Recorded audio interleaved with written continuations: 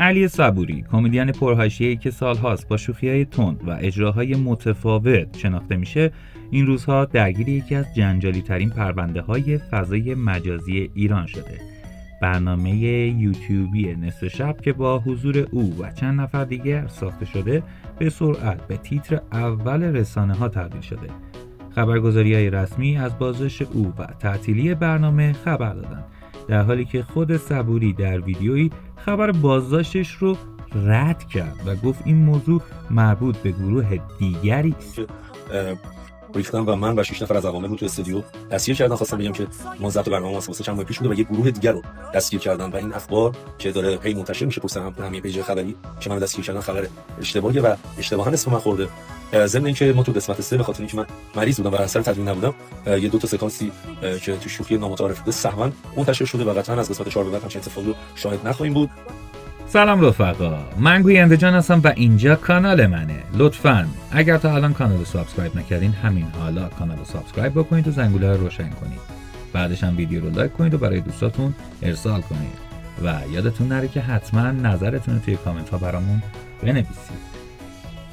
برنامه نصف شب با هدف سرگرمی ساخته شده بود، اما برخی بخش‌هاش مغایر با ارزش‌های اجتماعی تلقی شده. البته این نظر مقام قضایی بوده. حضور تماشاگران در استودیو، شوخی‌های نامتعارف و بخش‌هایی که به نظر برخی مخاطبان بیش از حد جسورانه بود، زمینه‌ساز واکنش‌های منفی بود. خبرگزاری‌ها گزارش دادن که علی صبوری و چند نفر دیگر از عوامل برنامه بازداشت شدند و پرونده قضایی برایشون تشکیل شده. این خبر به سرعت توی فضای مجازی دست به دست شد و موجی از واکنش‌ها و ریاکت‌ها رو برانگیخت. صبوری اما در ویدیویی که منتشر کرد و دیدید، خبر بازداشتش رو تکذیب کرد. اون گفت این اتفاق برای گروه دیگری رخ داده و خودش آزاده. با این حال در همون ویدیو بابت برخی سکانس‌های نامتعارف عذرخواهی کرد و قول داد در قسمت‌های بعدی اونا رو حذف کنه. این تناقض میان خبر رسمی و واکنش شخصی او فضای رسانه‌ای رو پیچیده تر کرد. برخی کاربرا گفتن اون داره تلاش میکنه ماجرا رو کوچیک جلوه بده تا از فشار افکار عمومی کم کنه. برخی دیگه معتقد بودن رسانه‌ها برای جنجال سازی خبر بازداشت رو منتشر کردن. در شبکه‌های اجتماعی واکنش‌ها به شدت دوگانه بود. گروهی از کاربرا از برخورد قضایی حمایت کردن و گفتن تولید محتوای خلاف شئون اجتماعی نباید بدون نظارت باشه. اونا معتقد بودن فضای مجازی نباید به محلی برای انتشار هر نوع محتوا تبدیل بشه و باید چارچوب‌های اخلاقی رعایت بشه. در مقابل گروهی دیگر این برخورد رو محدودیت بیش از حد دونستن و گفتن طنز و شوخی ذاتاً نیازمند آزادی بیانه. این ماجرا همچنین بحث‌های گسترده‌ای درباره آینده یوتیوب فارسی و تولید محتوای اینترنتی به راه انداخت. بسیاری از تولید کنندگان محتوا نگران شدند که مبادا هر برنامه‌ای که کمی جسورانه باشد و مغایر با شئونات خاص با واکنش قضایی مواجه شود. برخی گفتند این اتفاق می‌تواند باعث خودسانسوری گسترده بشه و خلاقیت هنرمندان رو محدود کند. در مقابل عده‌ای معتقد بودند این ماجرا فرصتی است تا تولید کنندگان محتوا چارچوب‌های اخلاقی را بیشتر رعایت کنند و از جنجال‌های بی‌مورد دوری کنند. سابقه کاری علی صبوری نیز بار دیگر مورد توجه قرار گرفت. او که با حضور در برنامه‌های تلویزیونی و مسابقه‌های استندآپ کمدی به شهرت رسید، مثل خندوانی رامبد جوان، همیشه به خاطر شوخی‌های جسورانه‌اش شناخته می‌شد. بسیاری از طرفدارانش گفتند این سبک بخشی از شخصیت هنری اوست و نمی‌توان انتظار داشت بدون جسارت طنز داشته باشد. اما منتقدان گفتند او بارها محض شوخی و بی احترامی رو رد کرده و این بار نتیجهش بازداشت و تعطیلی برنامه بود. ممنونم که تا اینجا ویدیو همراه ما بودین. یادتون نره که نظرتون توی کامنت ها بنویسین. در ادامه باید به واکنش هنرمندان و رسانه ها اشاره کرد. بسیاری از هنرمندان در شبکه‌های اجتماعی به این ماجرا واکنش نشون دادن. برخی از اونها از صبوری حمایت کردن و گفتن طنز همیشه با حاشیه همراه است و نباید به خاطر چند شوخی بازداشت شود.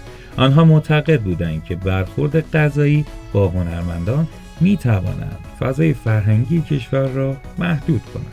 در مقابل برخی دیگر گفتند هنرمندان باید مسئولیت اجتماعی داشته باشند و نمی توانند هر چیزی را به نام طنز منتشر کنند. رسانه ها نیز روایت های متفاوتی ارائه کردند. برخی رسانه های رسمی خبر بازداشت رو با جزئیات کاملی منتشر کردند و گفتن پرونده قضایی تشکیل شده. یه سری دیگه گفتن این خبر شایعه بوده و صبوری آزاده. این تضاد رسانه‌ای نشون میده که توی ایران روایت های خبری همیشه یک دست نیست و هر رسانه‌ای بر اساس خط مشی خود روایت متفاوتی ارائه میده. از نظر حقوقی این ماجرا بحث‌های زیادی به راه انداخت. برخی حقوقدانان گفتند تولید محتوای خلاف شئون اجتماعی میتواند جرم تلقی شود و برخورد قضایی با آن طبیعی است. آنها معتقد بودند که فضای مجازی نباید بدون نظارت باشد و هنرمندان باید بدانند که مسئولیت قانونی پشت کارشون است. در مقابل برخی دیگر گفتند برخورد قضایی با یک برنامه طنز اینترنتی بیش از حد سختگیرانه است و میتواند آزادی بیان را محدود کند. آینده کاری علی صبوری نیز در حاله‌ای از ابهام قرار دارد. اگر بازداشت او واقعی باشد پرونده قضایی ادامه پیدا میکنه و ممکن است مدتی از فعالیت هنری دور یا محروم بماند. این میتونه به ضربه بزرگی به شهرت و محبوبیتش باشه. اما اگه خبر بازداشت فقط یه شایعه بوده باشه، اون میتونه با مدیریت درست این بحران رو تبدیل به فرصت کنه و دوباره به صحنه بازگرده. بسیاری از طرفدارانش امیدوارن که اون بتونه این بحران رو پشت سر بذاره و دوباره برنامه‌های طنز بسازه. در مقایسه با پرونده‌های مشابه میتوان گفت که علی صبوری یکی از بزرگترین بحران‌های فضای مجازی ایران در سالهای اخیر است. پیش از این نیز هنرمندان دیگری به خاطر تولید محتوای نامتعارف با واکنش قضایی مواجه شده بودند، اما ماجرای صبوری به خاطر شهرت و محبوبیتش بیشتر مورد توجه قرار گرفت. این نشون میده که هر چی هنرمند مشهورتر باشه مسئولیت اجتماعی بیشتری داره و هر حرکت اون میتونه پیامدهای بزرگتری داشته باشه. در پایان باید گفت که علی صبوری حالا توی نقطه حساس از زندگی هنریش قرار داره. اون میتونه این بحران رو به فرصتی برای رشدش تبدیل کنه یا قربانی اون بشه. آینده اون با تصمیماتش و واکنش‌های جامعه بستگی داره. امیدواریم که همیشه موفق باشه. ممنون که تا پایان ویدیو همراه ما بودین. یادتون نره که ویدیو رو لایک کنین، برای دوستاتون ارسال بکنین، کانال سابسکرایب بکنید و زنگوله رو روشن بکنید. و از همه مهمتر نظراتتونه که توی کامنت ها برای ما بنویسید. امیدوارم حال دلتون خوش باشه. تا فردا همین موقع و همینجا خدا نگهدار.